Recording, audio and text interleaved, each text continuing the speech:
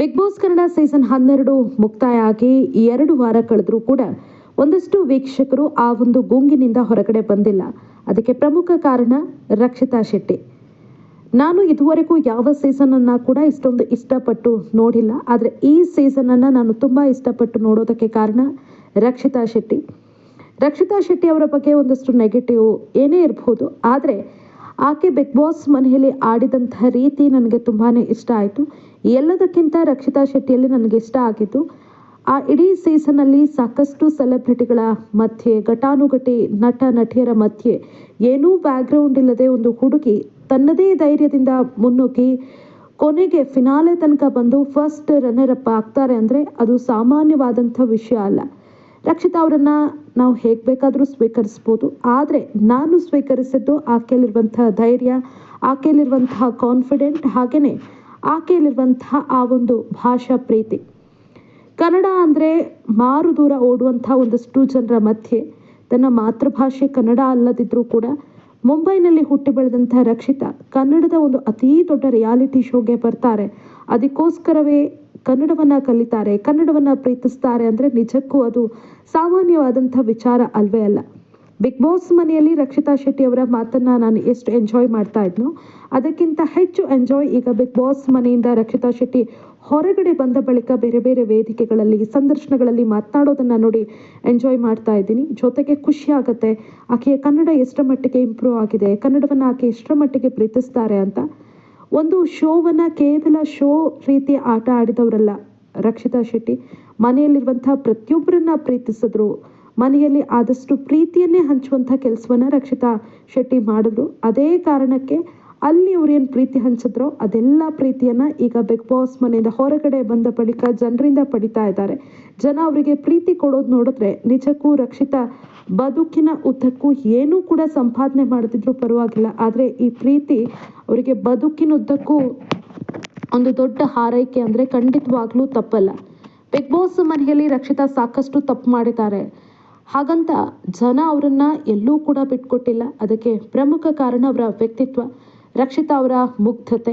ಇದೆಲ್ಲ ಕಾರಣಕ್ಕೆ ಇವತ್ತು ಕೂಡ ಅಷ್ಟೊಂದು ಸಂಖ್ಯೆಯಲ್ಲಿ ಜನ ರಕ್ಷಿತಾ ಅವರನ್ನ ಪ್ರೀತಿಸ್ತಾ ಇರೋದು ನೀವು ನೋಡ್ಬೋದು. ಬೇರೆ ಬೇರೆ ವೇದಿಕೆಗಳಲ್ಲಿ ರಕ್ಷಿತಾ ಮಾತನಾಡುವಾಗ ಜನ ಎಷ್ಟು ಖುಷಿಯನ್ನು ವ್ಯಕ್ತಪಡಿಸ್ತಾರೆ. ಆ ಮಾತನಾಡಿದಂತಹ ವಿಡಿಯೋಗಳ ತುಣುಕುಗಳು ಎಷ್ಟರ ಮಟ್ಟಿಗೆ ಸೋಷಿಯಲ್ ಮೀಡಿಯಾದಲ್ಲಿ ವೈರಲ್ ಆಗ್ತಾ ಇದೆ ಅಂತ. ಸದ್ಯಕ್ಕೆ ರಕ್ಷಿತಾ ಮುಂಬೈನಲ್ಲಿದ್ದಾರೆ. ಮುಂಬೈನಲ್ಲಿ ಬೇರೆ ಬೇರೆ ವೇದಿಕೆಗಳಲ್ಲಿ ಕಾಣಿಸ್ಕೊಳ್ತಿದ್ದಾರೆ. ಮುಂಬೈನಲ್ಲಿರುವಂತಹ ಕನ್ನಡ ಸಂಘಗಳಿರ್ಬೋದು, ಜೊತೆಗೆ ಅಲ್ಲಿರುವಂತಹ ವರ್ತಕರ ಸಂಘ, ಇದೆಲ್ಲವೂ ಕೂಡ ರಕ್ಷಿತಾ ಅವರನ್ನ ಗುರುತಿಸಿ ಸನ್ಮಾನಿಸಿ ಹೆಮ್ಮೆ ಪಡ್ತಾ ಇದ್ದಾರೆ. ಕೆಲವೊಂದು ವೇದಿಕೆಗಳಲ್ಲಿ ಅಲ್ಲಿನ ಮುಂಬೈ ಕನ್ನಡಿಗರು ಮಾತನಾಡುವಂತಹ ಮಾತುಗಳನ್ನು ಕೇಳಿಸ್ಕೊಂಡ್ರೆ ರಕ್ಷಿತಾ ಎಷ್ಟರ ಮಟ್ಟಿಗೆ ಪ್ರೀತಿ ಸಂಪಾದಿಸಿದ್ದಾರೆ ಅನ್ನೋದು ಗೊತ್ತಾಗುತ್ತೆ. ಸಾಕಷ್ಟು ವಿಡಿಯೋಗಳು ಸಿಗತ್ತೆ, ನೀವು ಕೂಡ ಚೆಕ್ ಮಾಡಿ ಯೂಟ್ಯೂಬ್ನಲ್ಲಿ. ತುಂಬ ಖುಷಿಯಾಗತ್ತೆ ಆಕೆ ಎಷ್ಟರ ಮಟ್ಟಿಗೆ ಪ್ರೀತಿ ಗಳಿಸಿದ್ದಾರೆ ಅಂತ. ಬಹುತೇಕ ವೇದಿಕೆಗಳಲ್ಲಿ ರಕ್ಷಿತಾ ಕನ್ನಡದಲ್ಲೇ ಮಾತಾಡ್ತಿದ್ದಾರೆ, ಅಲ್ಲದೆ ಕನ್ನಡದ ಬಗ್ಗೆ ಸಾಕಷ್ಟು ಒಲವನ್ನು ವ್ಯಕ್ತಪಡಿಸ್ತಾ ಇದ್ದಾರೆ. ಮುಖ್ಯವಾಗಿ ರಕ್ಷಿತಾ ಅವರಿಂದಾಗಿ ಇದಕ್ಕೊಂದು ಹಾಡು ಮತ್ತೆ ಟ್ರೆಂಡ್ನಲ್ಲಿದೆ.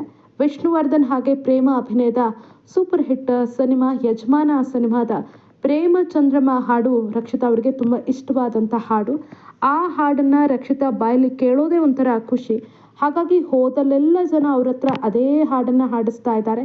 ರಕ್ಷಿತಾ ಕೂಡ ಆರಂಭದಲ್ಲಿ ಈ ಸಾಲಿನ ಲಿರಿಕ್ಸ್ ಇರ್ಬೋದು, ಪದ ಬಳಕೆ ಇರ್ಬೋದು, ಸಾಕಷ್ಟು ತಪ್ಪು ಮಾಡ್ತಾ ಇದ್ರು, ಆದರೆ ಈಗ ಚೆನ್ನಾಗಿ ಹಾಡನ್ನು ಕಲಿತು ತುಂಬ ಚೆನ್ನಾಗಿ ಹಾಡ್ತಾ ಇದ್ದಾರೆ. ಹೋದಂಥ ವೇದಿಕೆಗಳಲ್ಲಿ ಅವರು ಹಾಡುವಂಥ ಸಂದರ್ಭದಲ್ಲಿ ಅಲ್ಲಿರುವಂಥ ವೀಕ್ಷಕರು ಕೂಡ ಅವರಿಗೆ ಅದೇ ರೀತಿ ಸಪೋರ್ಟ್ ಮಾಡ್ತಾ ಇದ್ದಾರೆ. ಮುಂಬೈನ ಬೇರೆ ಬೇರೆ ವೇದಿಕೆಗಳಲ್ಲಿ ಕಾಣಿಸ್ಕೊಂಡಾಗಲೂ ಕೂಡ ಸಾಕಷ್ಟು ಬಾರಿ ಈ ಹಾಡನ್ನು ಹಾಡಿದ್ದಾರೆ, ನೀವು ಕೂಡ ಗಮನಿಸಿರ್ಬೋದು. ಏನು ಗೊತ್ತಾ, ಯೂಟ್ಯೂಬ್ ವಾಹಿನಿಯ ಶಾರ್ಟ್ಸ್ನಲ್ಲಿ ಗಮನಿಸಿರ್ಬೋದು ಪ್ರೇಮಚಂದ್ರಮ ಹಾಡನ್ನು ಯಾವ ರೀತಿ ರಕ್ಷಿತಾ ಹಾಡಿದ್ದಾರೆ ಅಂತ. ಸದ್ಯಕ್ಕೆ ರಕ್ಷಿತಾ ಅವರಿಂದಾಗಿ ಪ್ರೇಮಚಂದ್ರಮ ಹಾಡು ಮತ್ತೆ ಟ್ರೆಂಡ್ನಲ್ಲಿದೆ. ಸೋಷಿಯಲ್ ಮೀಡಿಯಾದಲ್ಲಿ ಇದೇ ಹಾಡಿನ ಸಾಕಷ್ಟು ವಿಡಿಯೋ ತುಣುಕುಗಳು ವೈರಲ್ ಆಗ್ತಾ ಇದೆ. ಜೊತೆಗೆ ರಕ್ಷಿತಾ ಅವರ ಆ ಒಂದು ಕನ್ನಡ ಪ್ರೀತಿಗೂ ಕೂಡ ಜನ ಖುಷಿಯನ್ನು ವ್ಯಕ್ತಪಡಿಸ್ತಾ ಇದ್ದಾರೆ. ಭಾಷೆಯೇ ಗೊತ್ತಿಲ್ಲದ ಒಬ್ಬ ಸಾಮಾನ್ಯ ಹುಡುಗಿ ಬಿಗ್ ಬಾಸ್ ಮನೆಗೆ ಹೋಗ್ತಾರೆ, ಫಸ್ಟ್ ರನ್ನರ್ ಅಪ್ ಆಗ್ತಾರೆ, ಸಂಪೂರ್ಣವಾಗಿ ಕನ್ನಡವನ್ನು ಕಲಿತು ಹೊರಗಡೆ ಬರ್ತಾರೆ ಅಂದರೆ ಅದಕ್ಕೆಲ್ಲ ಕಾರಣ ಆಕೆಯಲ್ಲಿದ್ದಂಥ ಕನ್ನಡ ಪ್ರೀತಿ. ಆಕೆಯಲ್ಲಿ ಕನ್ನಡ ಕಲಿಬೇಕು ಅನ್ನೋ ಛಲ, ಆ ಒಂದು ಹುಮ್ಮಸ್ಸು ಇಲ್ಲದೆ ಇದ್ದರೆ ಇದೆಲ್ಲವೂ ಕೂಡ ಸಾಧ್ಯ ಆಗ್ತಾ ಇಲ್ಲ. ರಕ್ಷಿತಾ ಅವರ ಆ ಒಂದು ಪ್ರೀತಿಗೆ, ಕನ್ನಡ ಮಾತನಾಡುವಂಥ ರೀತಿಗೆ